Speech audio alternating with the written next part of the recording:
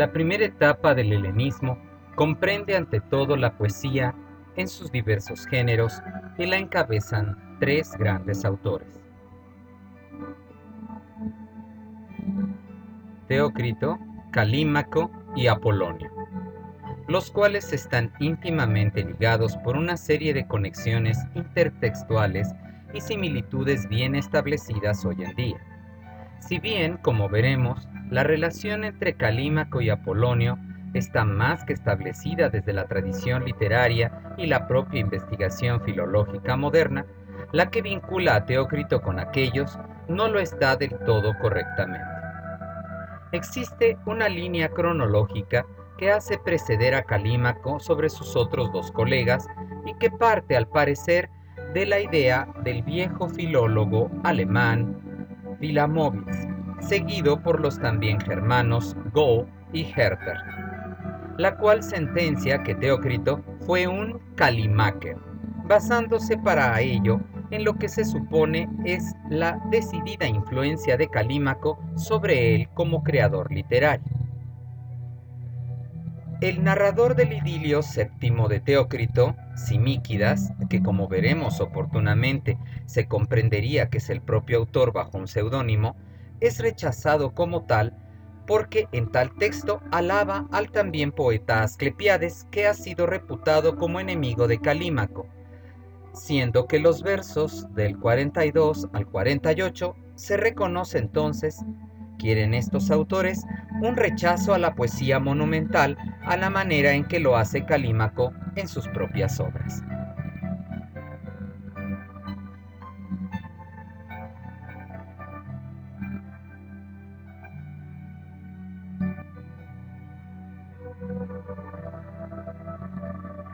El problema es que esta línea crítica calimaquia es presentada por el mismo Simíquidas, que habían rechazado como Teócrito, por lo que reprueban su propia apreciación. Lo cierto es que Calímaco no es mencionado en el Idilio séptimo ni en ninguna otra parte de la obra teocritea, y no hay tampoco referencia clara a una influencia como examinaremos a continuación. El propio pasaje enunciado deja en claro que los modelos para Teócrito Simíquidas son Asclepiades, llamado en el texto por el seudónimo Cisélidas, y Filitas, ambos pertenecientes a la generación primera y más antigua de poetas helenísticos de comienzos del siglo III a.C.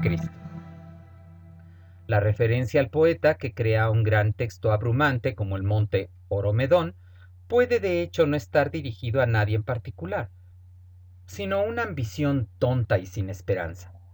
La relación de dependencia entre Teócrito y Calímaco, así como las aserciones igualmente injustificadas que la maestría creativa de Teócrito revela a un poeta, incluso más tardío que Apolonio, puesto que ya habría aprendido de sus predecesores, parecen ser meros clichés establecidos por una pedante filología que debe mucho a su propia dependencia para con el trabajo de otros.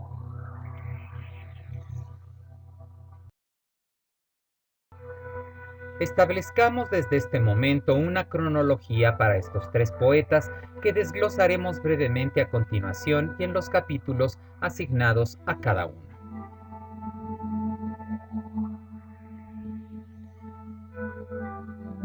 Primero está la información externa que poseemos, compatible con lo expresado en la propia obra de Teócrito, que alude a su relación de mecenazgo con la casa real del primero de los Ptolomeos, y que coloca al poeta precediendo en el tiempo a Calímaco y Apolonio, que se vieron favorecidos por el hijo y nieto de aquel. Tanto Calímaco como Apolonio ya se encuentran vinculados no solo como maestro y discípulo en la tradición, sino como asociados a la gran biblioteca de Alejandría. Sin embargo, no hay referencia a una relación personal ni marcas en su poesía que denoten a un Teócrito con alguna conexión con dicha institución. De tal suerte, mientras Apolonio se ve influenciado decididamente por Calímaco, y ello se reconoce prácticamente en los 4 libros de su Argonáutica, a veces con citas a verbatim, los vínculos entre Teócrito y Calímaco nos direccionan a una influencia del primero sobre el segundo. Así, por ejemplo, el epigrama 46 de Calímaco, que trata sobre el remedio contra el mal de amores que el cíclope Polifemo halla en la poesía, se encuentra explicitado en el idilio 11 de Teócrito, que canta el poema del monstruo por el desdeñoso amor de Galatea. Igualmente podemos reconocer que es necesario estar familiarizado con la poesía pastoril de Teócrito y su Eres Daphnis para comprender el epigrama 22 de Calímaco, que pretende sobreponer al famoso pastorcillo y su connotada calidad poética a un tal Astáquides de Creta.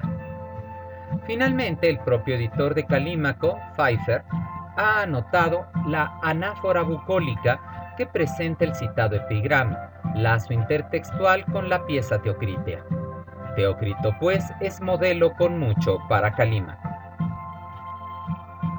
También vemos que los temas empleados por Apolonio ya fueron por Teócrito, pero la diferencia de tratamiento es tan clara que nos permite entender que aunque no encuentra su modelo en un poeta más alejado en el tiempo, sino por su inmediato predecesor y posible maestro. De tal suerte, aunque Teócrito cantó la leyenda de los argonautas, lo hizo como un grupo de guerreros, mientras que Apolonio se concentró en la persona de Jasón, dejando a la tripulación casi en un anonimato. Particularmente puede señalarse que incluso un episodio de la saga, la desaparición de Hilas, tratado por ambos poetas, ocurre en momentos diferentes de la historia. Es claro que el modelo de Teócrito es Píndaro, y ello se explica aún más en el tratamiento de las figuras como Amico, casi cómica en Teócrito, y su fuente, brutal y peligroso en Apolonio. Es obvio que Apolonio innova y parece que ello se debe a Calímaco, pues está en consonancia con la manera en que el poeta narra la leyenda de los Aitia y los Yambos.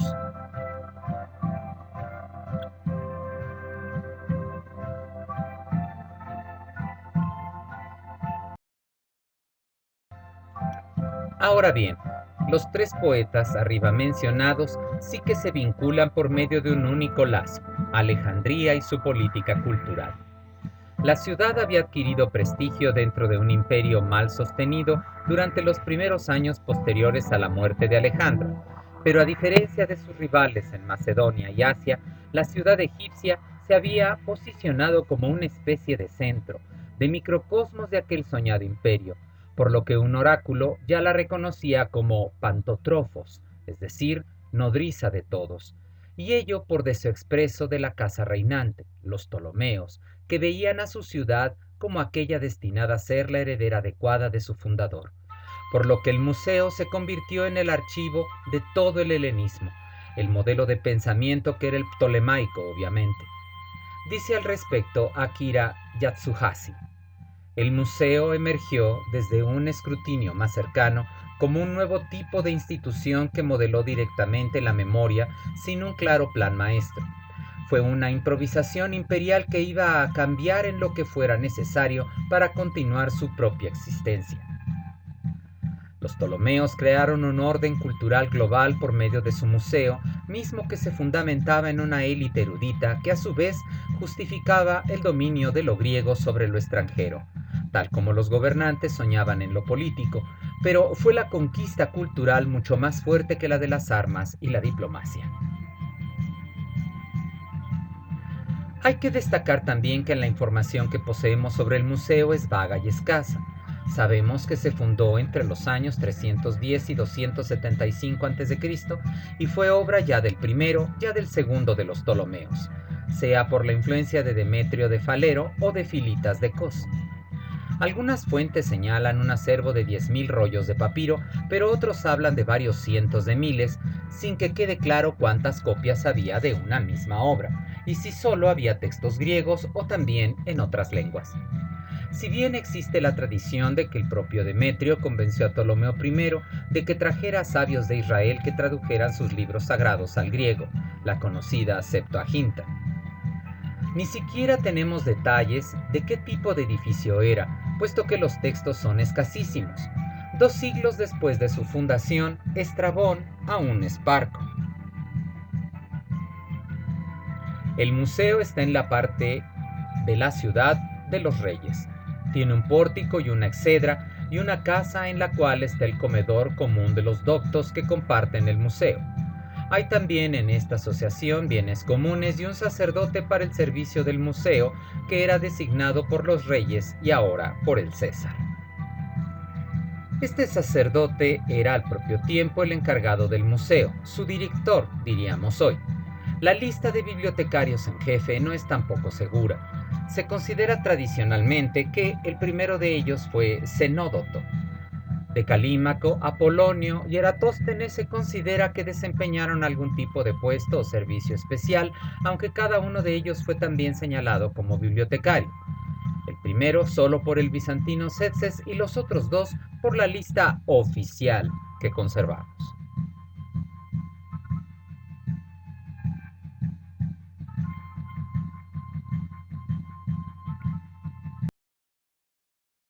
Muchas leyendas revolotean en torno a la fundación y la vida del museo. Se menciona, por ejemplo, que su inicio se hallaba en aquellos científicos que acompañaron a Alejandro en sus conquistas y que estaban enfocados a cartografiar las regiones y tomar apuntes de la flora y fauna de los lugares, colectando su información en una serie de textos que fueron parte de los archivos de varias ciudades de importancia en el Imperio del Macedonio. Galeno contaba la historia de que era ley en Alejandría que todo viajero entregara a su llegada los libros que trajera. Se hacían copias apresuradas en el museo y se le devolvían estas, conservándose en la biblioteca los originales que le pertenecían al viajero. Falsa resulta la historia tan traída y llevada de que se incendió la biblioteca en tiempos de Cleopatra VII, cuando las escaramuzas de César, como también de la expurgación de la rival pergamense de la biblioteca de esta por parte de un apasionado Antonio para salvar tal destrucción. Ambas producto en realidad de la mala fama de la reina egipcia por obra de Octavio. Finalmente, es interesante inferir el epigrama de Timón de Fliaso al respecto de los doctos miembros del museo.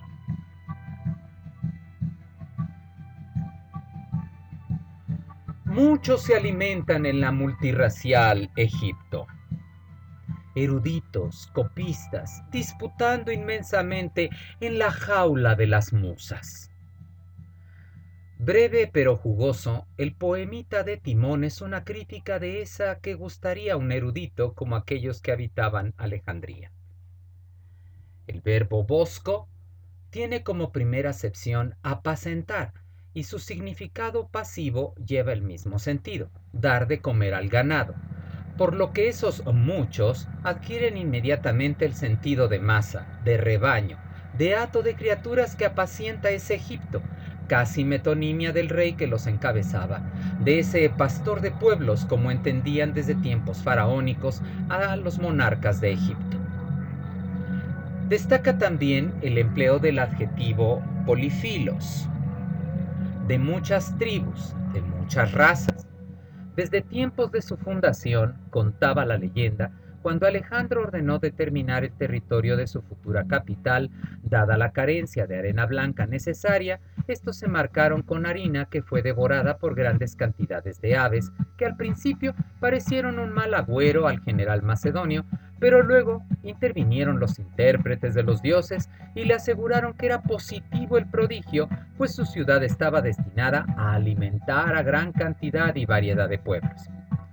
Pero el tono de crítica burlona no puede señalar un elemento tradicionalmente laudatorio. La casiomonimia con el término polifilos, pues cómo saber la manera en que esa doble lambda se pronunciaba, me parece que se encamina a la mofa pastoril antes referida, pues sería un Egipto de muchas hojas, sitio de gran fertilidad, digno de sostener a tan magno rebaño de vividores. ¿Quiénes son esos muchos? Ciertamente no el pueblo al que se menciona en el citado adjetivo directamente, sino una selecta pero numerosa caterva de profesionales, los bibliacoi harakitai. El primero de los términos es ampliamente parlante. El sufijo nos revela esa relación intensa con los libros, ese gusto por ellos que hace de una persona un erudito, pero que precisamente por dicho conocimiento tiene también un aire de pedantería. El siguiente término es todavía más interesante. Según reconocemos en los diccionarios, proviene de harax, que refiere a un objeto puntiagudo, por lo que Liddell y Scott interpretan como aquel que vive detrás de una cerca, especie de claustro que hacen coincidir con el término posterior del poema, esa jaula de las musas. Sin embargo, Florencio Sebastián supone que el objeto puntiagudo sería el cálamo, y entonces refiriera al copista o amanuense. A mi juicio, si bien las dos opciones parecen viables, considero que Timón pretendía no solo señalar el enclaustramiento de este grupo de pedantes, sino aludir a sus funciones, primero de devoradores de libros y después de sus simples copistas, puesto que unos y otros no son creadores sino meros consumidores del saber y el talento ajenos. Finalmente, está el empleo del verbo y la palabra con la cual define al museo. El verbo, deriaomai, tardíamente deriao, etimológicamente refiere a lo que se separa o divide, si bien implica primero una contienda por algo que se desea para luego tomar tintes de competencia, de deseo por ganar un premio, por lo que es muy interesante el empleo de Timón. ¿Por qué competían o contendían los eruditos de Alejandría? ¿El favor real? Obviamente era quien los mantenía. ¿Por el prestigio? Claro, el ego profesional iba apareciendo con la posibilidad de inmortalidad artística y el ya citado favor soberano. ¿Por el deseo de tener la razón? También. Todo aquel que se piensa docto cree que puede tener la razón siempre. Si reunimos a un grupo de personas de gran saber, o al menos que creen poseer tal sabiduría, las disputas serían inmensas, eternas, como entendemos con el adverbio. Recientemente, Monod y Cameron propusieron que el término talaros no debía ser leído como jaula, sino como nido. El término señala aquello que sirve para transportar algo. Normalmente es una cesta, como señalan Liddell y Scott. Pero nada impide entender, como apuntan los dos autores citados, que se considerara al museo como un nido con polluelos piantes, y que lo único que hacen en él es esperar a que se les alimente, incluso que se matan entre sí por los gusanillos que su padre les deja caer en el pico. Pero, ¿no será especular demasiado? Quizá hay que seguir la tradición y suponer que es una jaula donde el preso canta y considera vivir en libertad cuando en realidad lo está por su propia ingenuidad y petulancia.